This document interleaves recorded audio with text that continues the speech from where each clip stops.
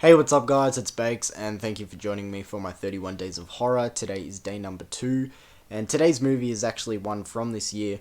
I did get a chance to see it in cinemas earlier in the year, but obviously I've picked it up on DVD since. Today's movie is 2023's Cocaine Bear. Um, Obviously a bit more of a dark comedy slash action film over horror.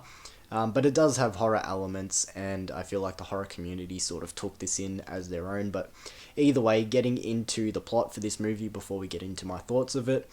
This movie takes place in 1985. This drug running plane starts going down, so they have to throw these bags of cocaine out of the plane before the plane crashes. And the bags land in this national park in Georgia. Now, the drug dealers and the criminals that were part of this load. They have to try and find these bags of drugs, and the police are trying to beat them there. We also have these other stories of like these kids on a hike, and there's plenty of characters in this movie, and their stories sort of entangle with each other as the movie goes. But the main focus, as I said, are these criminals trying to beat the police to these bags of drugs. But what beats them there overall is this black bear who ends up eating most of the cocaine, not all of it, but most of it. And now he is on a cocaine fueled bloodbath rage, killing people. So that's pretty much the plot of this movie. So let's get into my thoughts of 2023's Cocaine Bear. Now, this might come as a shock to some people, but believe it or not, the best parts of this movie are the parts with the bear actually in it. And for a movie called Cocaine Bear, it actually doesn't feature a lot of the bear. There is just too much human shit going on in this movie, and it's weird and unfortunate because it's not like the human parts in this movie, whether it's the human drama or whatever the human elements are in this movie is uninteresting, at least for myself it's not. It's not like it's totally unengaging or whatever. It just is too much of this movie.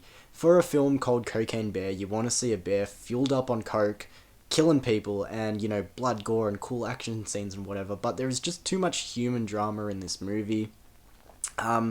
It focuses way too much on the human characters and trying to have them be funny, and I guess that's a place to start. As I said, at the forefront of this film, it is a dark comedy, but it's not overly funny. Like, a few times I laughed and chuckled.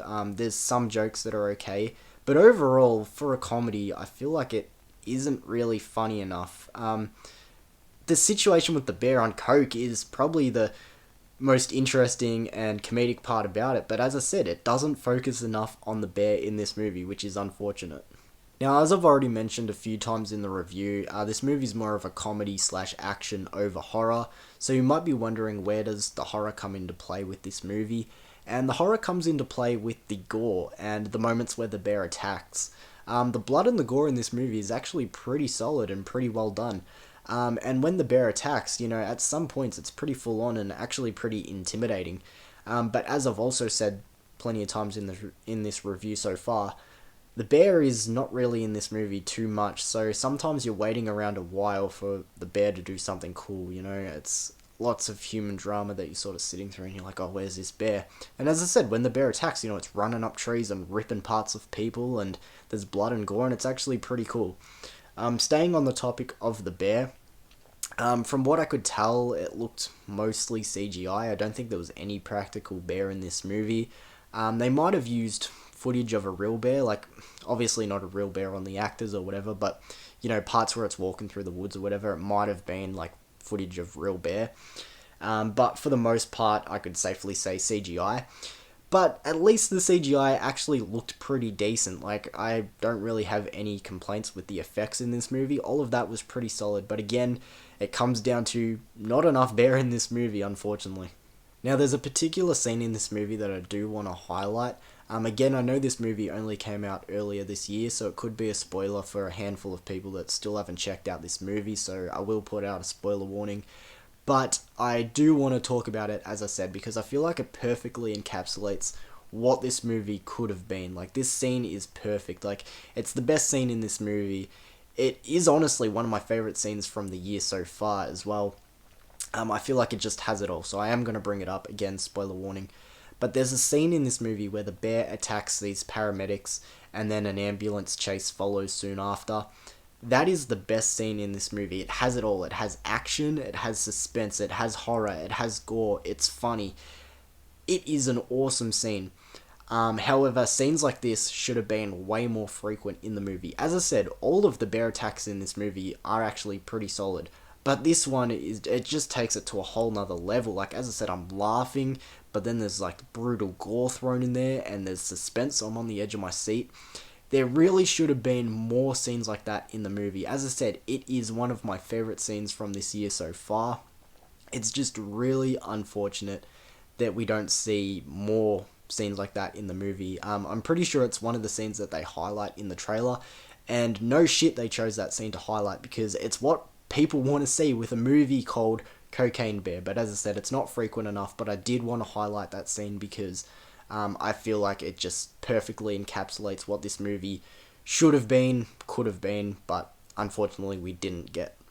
So to sum up my thoughts of this movie, the movie isn't great, but at least it's entertaining enough. Like, there's far worse things to be watching than this.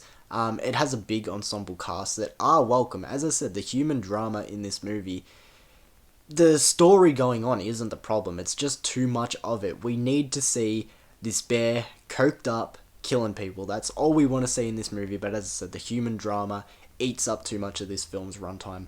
It feels like one of those movies that will come on those premiere movie channels on TV, and it's late at night and you're flicking through. This is like the perfect movie to chuck on then.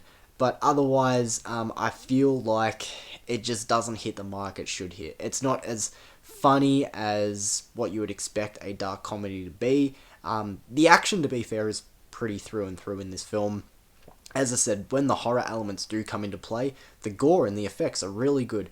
But as I said, this movie's fine enough. You know, I would be happy to watch it again, but it's not going to be one I seek out to watch like yearly or whatever. So to give Cocaine Bear a rating out of 10, I'm going to give it a 6 out of 10. So I'll leave it there for my review of Cocaine Bear, and thank you for joining me for day number 2 of my 31 Days of Horror, and I'll see you tomorrow for day number 3, guys. Thank you.